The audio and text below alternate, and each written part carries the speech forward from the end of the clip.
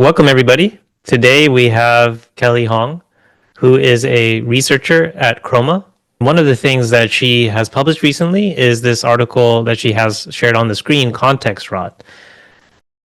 This research took off, and you may have already heard this term. People have started using the word context rot, but I think it's pretty useful to hear where it came from. And also, this research is really interesting because it has some pretty surprising results in it, which we'll dig into. So with that, I'll hand it off to Kelly. Thank you so much for having me here today. I'm Kelly. I do research at Chroma. So Chroma is a vector database company, but we also do some applied AI research, such as our context rot report, which we published back in July. But basically, through this report, we demonstrated that models have non-uniform performance across input lengths. So even if you're working with a model, say you have a 1 million token context window, it's not guaranteed that you'll have reliable performance with maybe a 10,000 token prompt versus a 1 million token input. And this is not necessarily a new phenomenon. I think this is something that a lot of people have experienced personally in their daily use. For example, maybe if you're working with a long running coding session in Cursor, or you have a long conversation in ChatGPT, you might start to notice that at a certain point, you start to get lower quality outputs and your model doesn't perform as well as it did earlier on. So that was our main motivation behind this. We kind of wanted to quantify this degradation in performance beyond just like qualitative observations, and also to motivate people to think about their models and use them in a more thoughtful way. I'll start off by going over the current state of long context models. So in a lot of these frontier model releases, like you see Gemini 2.5 Pro, Claude Sonnet 4, GPT 4.1, they all highlight their 1 million token context window. Llama 4 even has 10 million tokens, which is a lot. But the way that these context windows are typically presented is that they imply that these models maintain performance across all input lengths. And if we assume this to be true, then obviously it makes sense that you'd want to give your model as much context as you have, use up as much of that 1 million token context window, because if it's able to use all of that information efficiently, then obviously your outputs are going to be more informed and more detailed. But with the Anthropic release, they talked about how if you have this 1 million token context window, you can do the same coding tasks, but with larger code bases. You can maybe input like hundreds of legal documents, get more detailed results from that. And this all sounds really great. It doesn't seem to have any downsides if you have the assumption that your models are going to maintain uniform performance. And a common benchmark that is used for a long context is this test called Needle in a Haystack. And I'll go more into what this task actually is in the next slide. But just by looking at a visualization like this, you can just immediately understand that from 100K input tokens to 1 million input tokens, you have success across all input lengths. So all of this kind of carries the implication that we're giving you this huge context window. You can use it however you want, and we're going to give you high performance regardless of how long your input is. But I want to talk a bit more about what the needle in a haystack test is. So it's a very simple retrieval task. You basically place a random fact, which you call the needle, and you place that in a long context window, which we call the haystack. And then you just ask the model to retrieve that fact by asking a question. And we use this example here where we have a haystack that's constructed from polygram essays. And then you have this question needle pair. The question is, what was the best writing advice I got from my college classmate? And the answer to that, the needle, is the best writing advice I got from my college classmate was to write every week. But if you look at this needle question pair, you can see that there's a lot of lexical overlap. You don't really even have to understand the meaning or like semantics behind the question to perform this matching, because it's just direct lexical matching. But the reality is that you're going to face tasks that are much more complicated than just simple lexical retrieval, and they're going to be more semantically oriented as well. Semantically oriented basically means that you're not going to have these perfect lexical matches because you probably don't know ahead of time exactly what you're looking for. You want the model to infer these semantic associations. And that was the first test that we did. We added ambiguity to the needle question pairs. So if we take the same question, what was the best writing advice I got from my college classmate? A lexical matching needle would be the best writing advice I got from my college classmate was to write every week.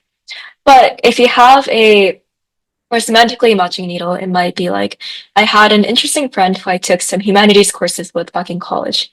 He would write every single day, and he told me to try writing at least once a week. Looking back, I think it's the most useful habit I've developed for my writing.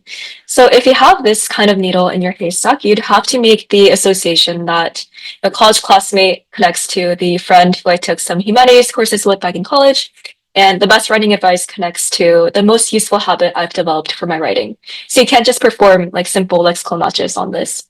And with this, we've shown across the models that when we have these like semantically matching needle question pairs, our models are a lot more unreliable, especially as you scale in input length compared to if you have lexical matches.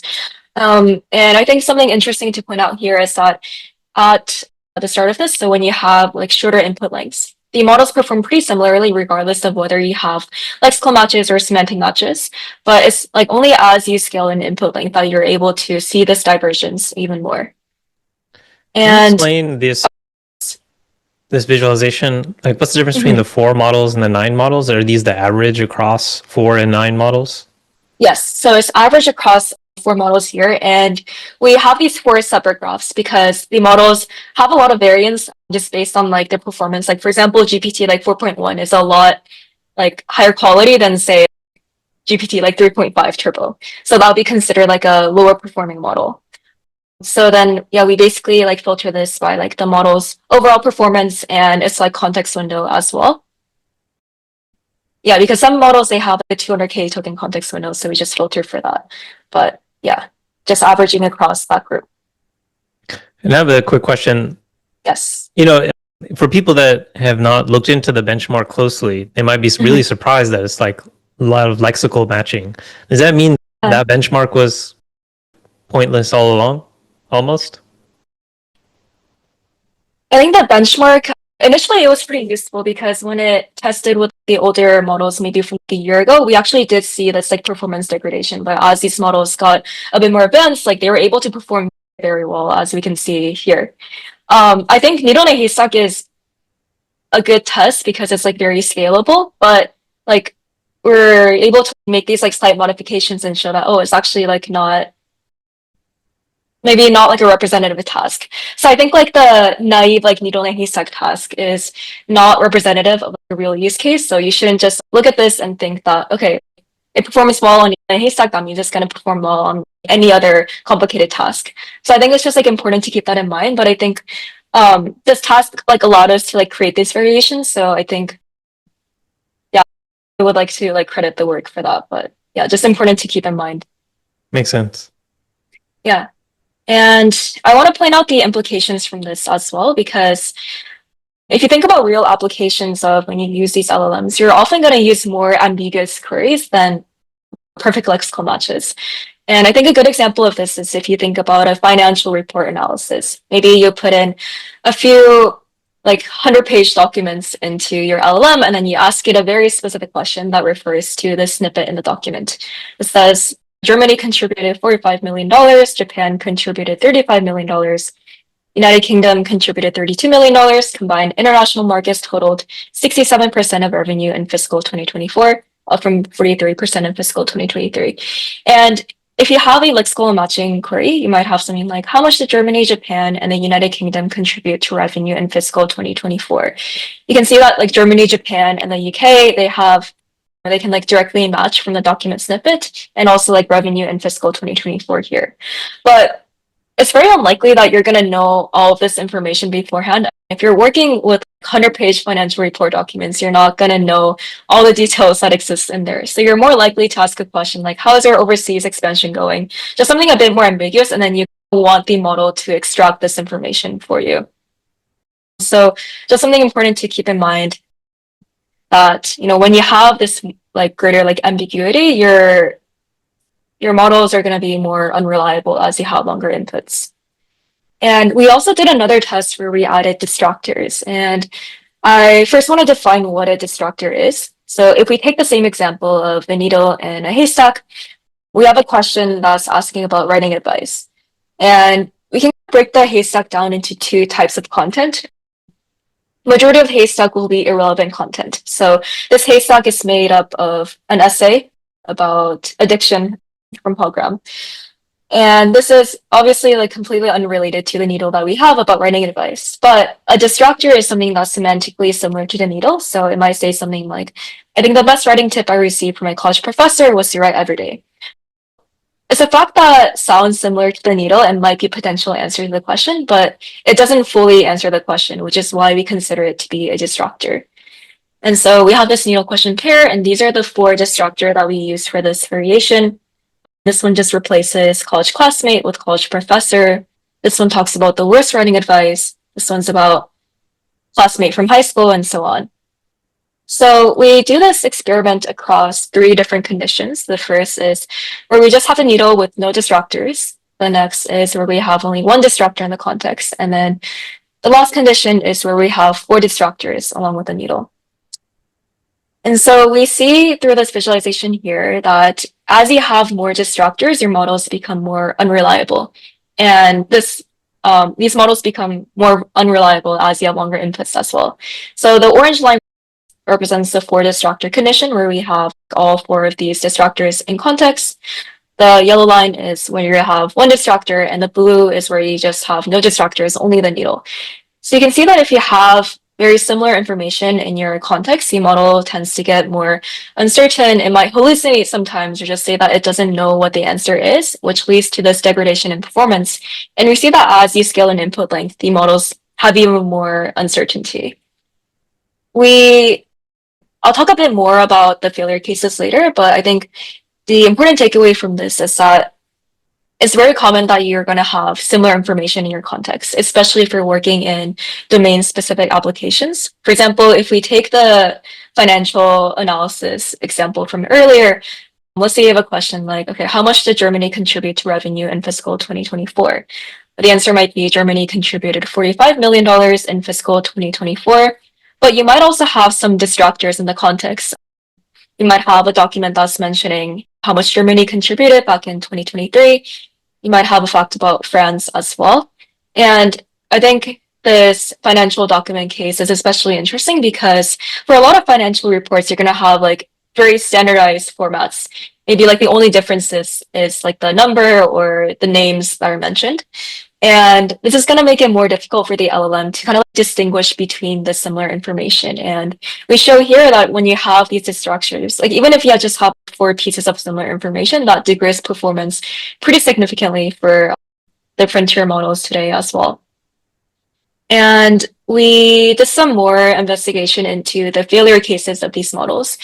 And so as I mentioned before, if the model doesn't answer correctly, it might either say, okay, I just don't know the answer, so it abstains from answering, or it hallucinates and answers with a distractor instead. And then we basically like compare the different types of responses from each model family.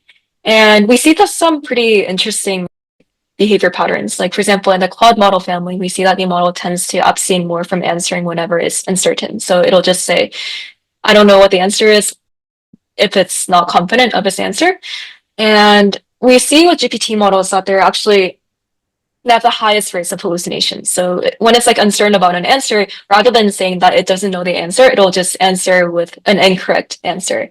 And this is pretty important to keep in mind because as you have like longer inputs, we show that your models are more prone to hallucinating wrong answers. Maybe if you're working with like GPT models, just something to be aware of, because I think people often just assume that if you give all the right information in the context, you want the model to perform well, you expect it to perform well, but we show that it doesn't, even on this very simple task. And another experiment we did was with the kind of like shuffling the content of the haystack itself. And this experiment specifically isn't directly applicable to a real use case, but I think it shows an important point that you can't really make assumptions about these LLMs because they might not behave in the way that you always expect it to. And yeah, let me explain some of this in more detail. But basically, we have the original task where you have the program essay. So this one's the essay about addiction. And in the haystack, you can see that the sentences have like a logical flow to them. it has this sentence and this, but then like suddenly it just talks about like random like writing advice they got from their college classmates. And so with respect to, I guess, the structure of the haystack, this needle stands out more. But then we tested in another case where we have a shuffled haystack. So this haystack contains randomly shuffled sentences from various essays. So we might start off with something about addiction and then starts talking about founders and then philosophy. And then you have a needle about the writing advice. So if you just think about, I guess, like the logical structure of this haystack, the needle seems like it would blend in more with the shuffled haystack. So you would think that, okay, maybe like the model would have a harder time picking out this needle in the shuffled haystack. But what we saw with this experiment was that the models actually perform better when the haystack is randomly shuffled, which seems almost counterintuitive because you might think that if these models process context in a more structured, order-sensitive manner, it would be able to pick out this needle like a lot easier when it breaks the logical flow of the surrounding context. But it performs better in this randomly shuffled context, which kind of goes against maybe assumptions that people had previously about these models. I have a question, if you don't Yeah. mind, about this. What about like realistic needles, let's say, that do flow in the that are logically related to the context around it? Is there any Yeah, research on that in this that's a good context? question. We were thinking about, we wanted to experiment with that as well. The difficulty with that is it's hard to keep the difficulty of the task like consistent across like needle position. So maybe you start off with an essay about addiction and then you have an essay about like founders. You would need to write an essay for addiction and then write an essay about like founders. But we can't guarantee that like the difficulty of matching like the needle to the question is going to be similar for like, every single topic that you have, which is why we didn't test that. I think that would be a very interesting test actually, because I'll like test whether, okay, if the needle like actually like blends in with the essay that is embedded into like how, without make the task more difficult, like how would it compare to the shuffle context? So yeah, I think that would be something interesting to test, but just difficult to control, especially for like longer text. Makes sense. But yeah, I think from this, as I mentioned, it doesn't really have a direct like mapping to a real use case, but I think it goes to the point that you can't make certain assumptions about these models, like even if it logically makes sense. So I think it's important to kind of take a step back and realize that these models aren't always going to behave in the way that you want it to. And yeah, unfortunately, we don't really know like why this happens. As with a lot of LLM behaviors, I think this would require a lot more research into interpretability, but just I think one of the more interesting findings that we had from this paper. And we did a few more experiments as well. I won't go into too much detail, but we have the full experiments and results in our research report if you want to read it later. But another test we did was on conversational question answering. So this is a bit representative of a case where you maybe have a long running conversation in ChatGPT, and it's essentially like the same task across like both conditions. Like you just have some like relevant like chat conversations, and then you end with a question that like asks about some earlier chats. So it's just like similar to like needle and haystack, but more like conversational. And we test this across the focus condition, which is the red bar here, where we give the LLM only the relevant context. So these inputs usually range like around 100 tokens, so very like small in focus. And then we compare that with the full condition, where we give the LLM inputs of around 120K tokens. So we have the relevant parts, but then we fill the rest of the context with just unrelated chats about like other random topics. So the only difference is like context length, and we don't add in like any distractors. It's literally just like irrelevant content. But we show that even with the latest like Claude models, they have a pretty big distinction between the full and focused context, showing that even if you have the task of a similar level of difficulty, its performance is going to matter based on how long of an input you give it. And then we also did another test on text replication. This task is basically just to replicate a piece of text that we give to the LLM. So the input is literally just simply replicate the following text, output the exact same text. And then we give it a series of repeated words with a slightly modified word in the middle. And this task was especially difficult for the LLMs. We see that like even with the frontier models, they degrade in performance quite significantly. And we saw a lot of interesting behavior from this as well. Like sometimes with like long inputs, the Claude models would think that it's like generating copyrighted material. So it would just like, refuse to like generate any response altogether. And then with the Gemini models, we started seeing just completely random like outputs. I think once we got to around 5,000 input tokens, which honestly isn't that much if you think about it as 1 million token context window. And I think just taking this all together, like even if we have like relatively simple tasks, like just simple like fact extraction or like text replication, you would expect these models to do well, like even on long context length. But we show that they have non-uniform performance. And you can imagine that if you have a more complicated task, if you have more ambiguous queries, maybe these models will perform just as worse or like even more worse than they did here. And I think the important point I want to make here is that even if you give your LLM like the right information and context, like how you present that matters a lot. So this includes like whether you have irrelevant information in your context, if you have distractors. So you need to think about like how you engineer the context before you give it into your model. And I think context engineering is highly dependent on use case. So there's no like general like context engineering solution, but I'll just walk through one example that I've seen being used in practice just to give a sense, but it's really dependent on your applications. Yeah, definitely think about specifically. But for this use case, say you have a coding agent and you have a long running task. A naive approach to building this kind of agent would be to continuously append the conversation history with every single tool call and turn you have, and you just keep everything in your context. So this would include like a tool called like a file read, for example, which has a pretty long output, and that's gonna make your context grow very quickly to like hundreds of thousands of tokens. But a better approach to this might be to maybe break the task down into subtasks and then use subagents. So you can just think of each like subagent involved in this as like an LLM with its own like conversation thread. So you start off with a main orchestrator agent, which breaks down a complicated task into a plan of subtasks, and then it spawns a subagent to complete each subtask. And then because each subagent has its own context, it's able to perform that very focused task and then only return the most relevant information back to the orchestrator agent.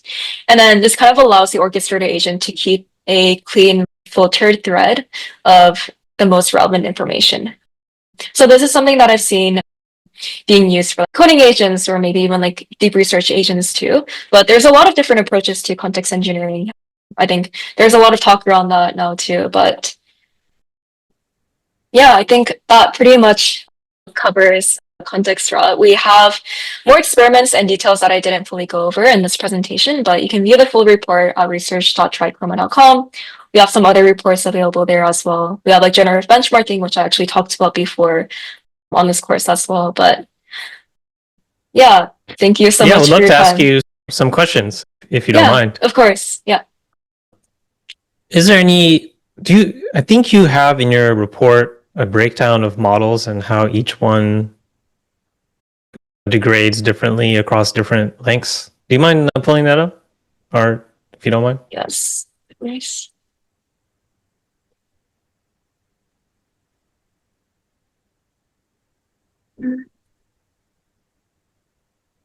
We do that with the repeated words experiment. We do that with like long-run eval, the conversational one. Isn't the one at the very beginning comparing models at the yes very beginning?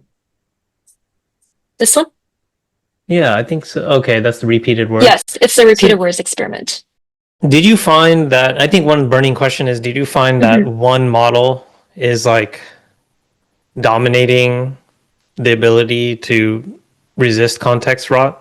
Like across the board on these, because you did a battery of different tests, and we can look through this report and dig around. But did you find, okay, this one model seems pretty like good relative to the others, or was it like all over the place?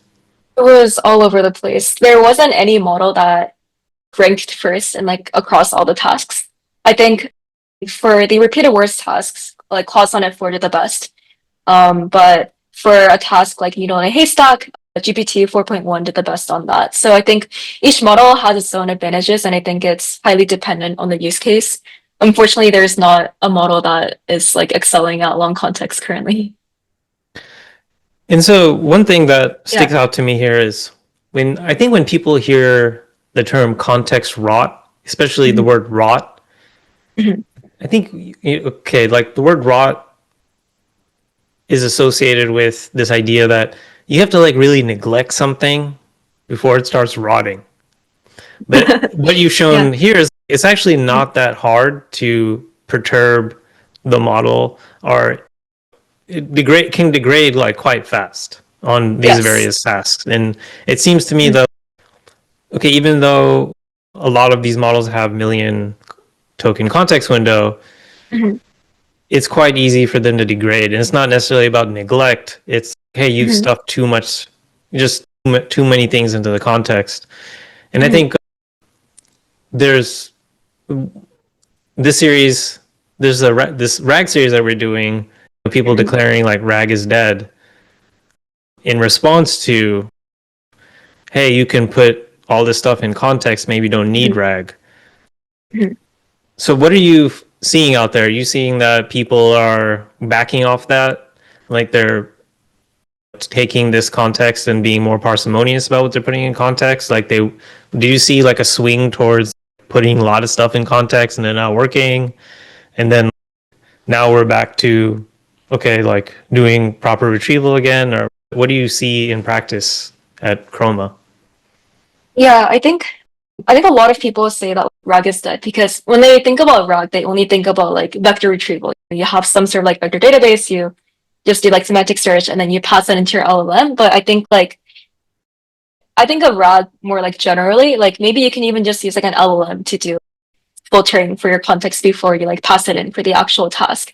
So I think maybe a better term for it is like context engineering that's becoming like more popular than like RAG or like prompt engineering. So I think that is a trend that I've been seeing a lot. Like internally, like we talk a lot about like context engineering here at Chroma. I think just like online as well, if people are just talking about optimally like using LLMs, they talk about like context engineering. You want to give it like the most relevant information. The ways in which you do that is not only vector retrieval. There is so many different methods, like the sub-agent approach I talked about. So I think like people are coming to the consensus that like context engineering is important. So I think maybe like the terms are changing a bit to shift away from like solely vector retrieval. What would be your advice to Mhm. people who have AI applications that have RAG pipelines, which is basically like everybody working on Yeah. AI applications? How should you be paying attention to context rot? How should you try to find if it's happening? What do you look for, etc.? Mhm. I think it's like pretty easy to spot. I think even just like running like a few examples, like long context, like maybe you give an example with a few like 100K tokens, but you give the same task with like a few like 100 tokens. Like you just fill the context with like irrelevant information. You can just look at like the outputs of your model and then see that it's like performing worse. I think it's ideal to have a more like robust like evaluation system, but I think to start off, just start by like looking at your inputs, like how long your inputs are, what the outputs are of that, like what did the model miss, what kind of like information was like irrelevant, what can you like take out from that. I think just starting off by looking at like the kind of like data that you're working with, and I think that would be like my recommendation for like starting point, because I think like how you do like context engineering is like so dependent on like what application you're building, so I can't give like one generalizable answer, but I think you can get a lot out of just looking at what you're like inputting to the model, the outputs you're getting out, and like how it could have done better. Sounds good. Okay, I'll ask you one Yeah. question from the audience. Um, Yes. so there was some prior research, if you recall, Mhm. about long context and how content at the Yes. beginning of the context and also at the end of the context was more likely to be found than if it was like at the middle. Do you know Mhm. anything about if that's still true? Is that U-shaped curve like still hold, or do you know Mhm. anything about that? That's a good question. I know there has been a lot of prior work on that, but through our experiments, we actually didn't see any advantage to putting important information in the beginning or the end. Like especially with like our needle and a haystack experiments, we did that across like different like percentages. So we might have some in the beginning, and then we just did that across like the entire haystack. So we tested